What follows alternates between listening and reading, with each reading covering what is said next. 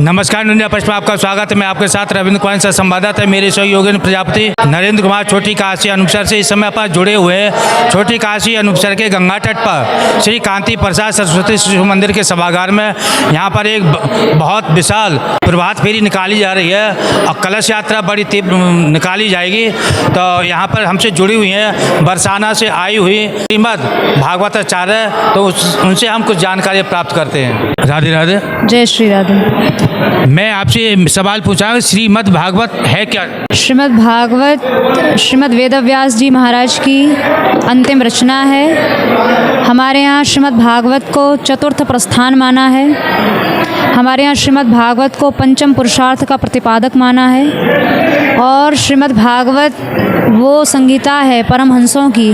भगवान ने धाम जाते समय भागवत जी में प्रवेश किया और मेरे जाने के बाद अगर कोई धर्म की रक्षा कर सकेगा तो वो श्रीमद् भागवत है। तो धर्म का आधार ग्रंथ या धर्म का कह लीजिए कि आधार स्तंभ स्वयं भगवान ने श्रीमद् भागवत जी को ही माना। अच्छा बहन जी, श्रीमद् भागवत और सत्संग में क्या अंतर है?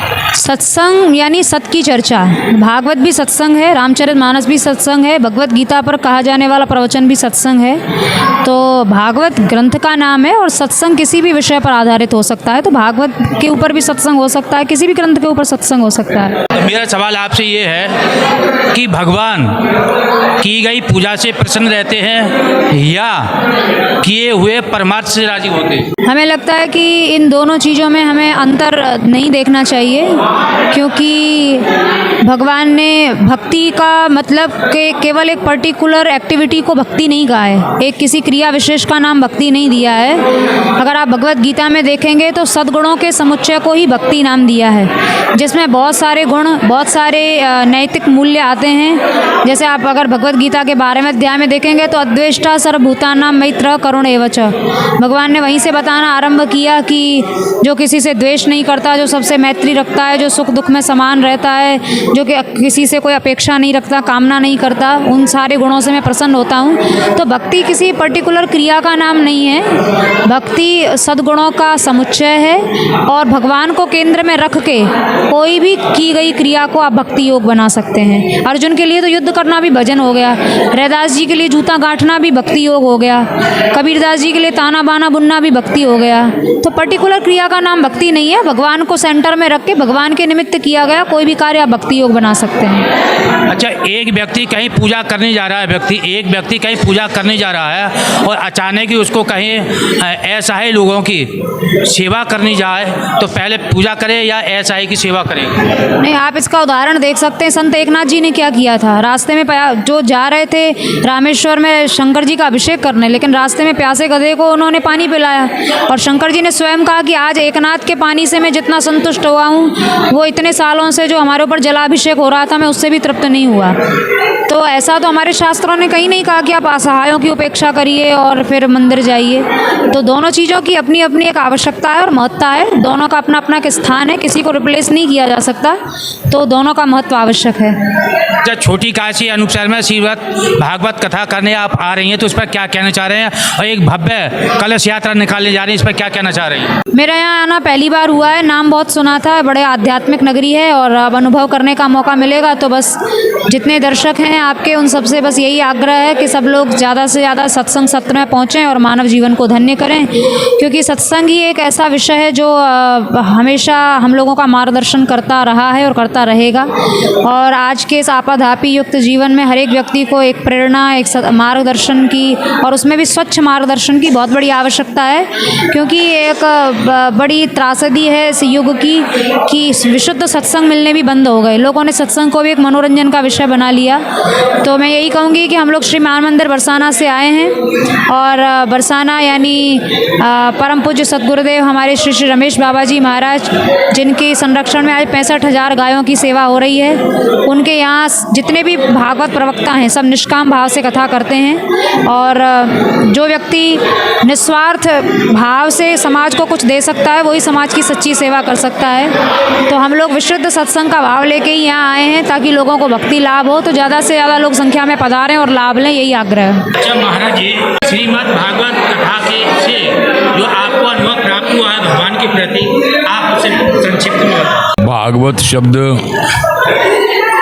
4 अक्षरों से बना है। भा भक्ति के लिए, गा ज्ञान, वा से वैराग्य, जिससे भक्ति ज्ञान वैराग्य की वृद्धि हो, ये भागवत है।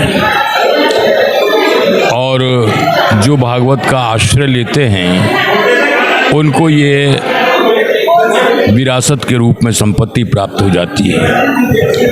भगवान श्री कृष्ण जब धराधाम को त्याग करके अपने लोक को जाने के हुए, उद्धव जी के मन में बड़ी पीड़ा हुई। बोले प्रभु, आप हमको छोड़ के चले जाएंगे, हम आपके वियोग को कैसे सह पाएंगे, आप हमको भी अपने साथ में लेते चले। तो भगवान श्री कृष्ण विचार करने लगे, भक्तों के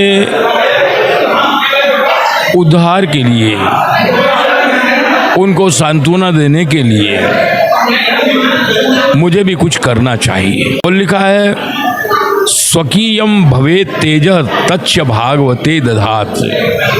भगवान श्री कृष्ण का जो निजी तेज था वो उन्होंने भागवत जी में आधान किया।